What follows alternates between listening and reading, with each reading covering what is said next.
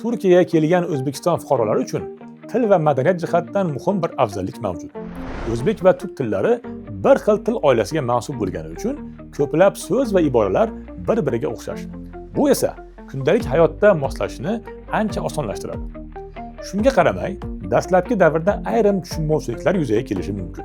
O'zbek va turk tillari o'xshash bo'lsa-da, ayrim so'zlar turli ma'nolarni anglatishi mumkin. Shuning uchun ish joyida yoki kundalik hayotda berilgan topshiriqni to'liq tushunmagan bo'lsangiz, darhol ha deb javob berish o'rniga yana bir bor so'rashdan tortinmang. Turk jamiyatida quyidagi iboralar kundalik hayotda juda ko'p ishlatiladi.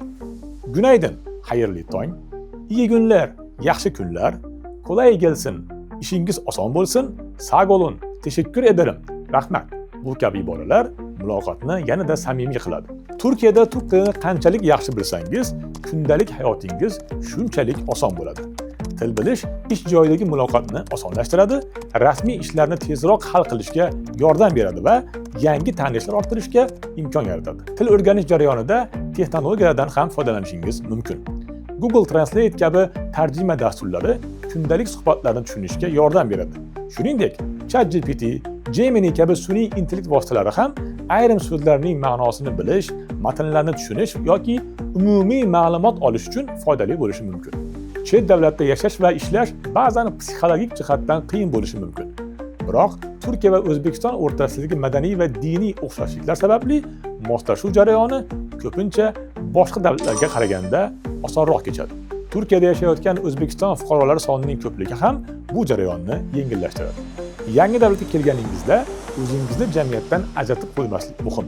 Ishdagi hamkasblaringiz bilan suhbatlashish va atrofdagi odamlar bilan muloqot qilish moslashuv jarayonini tezlashtiradi. Turkiyada O'zbekiston fuqarolari ko'p yashaydigan hududlarda turli yordam va hamkorlik tarmoqlari mavjud.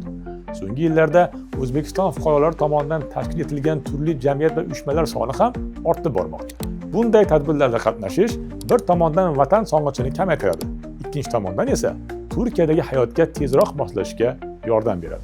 Til o'rganish va odamlar bilan faol muloqot qilish yangi davlatda muvaffaqiyatli hayot qurishning eng muhim omillaridan biridir. Yordam olish uchun Vazirlar Mahkamasi huzuridagi Migratsiya agentligining ekrandagi bepul telefon raqamlariga yoki siz turgan davlatdagi vakolatxonasiga murojaat qiling.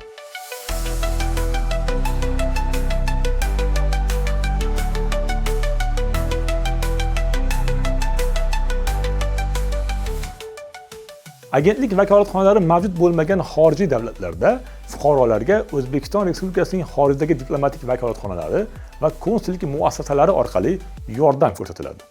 Bundan tashqari, huquqiy yordam Uzbot Telegram bot orqali ham bog'lanish mumkin. Agar O'zbekistonda bo'lsangiz, 1282 qisqa raqami yoki +99871 202 3355 raqamiga murojaat qiling.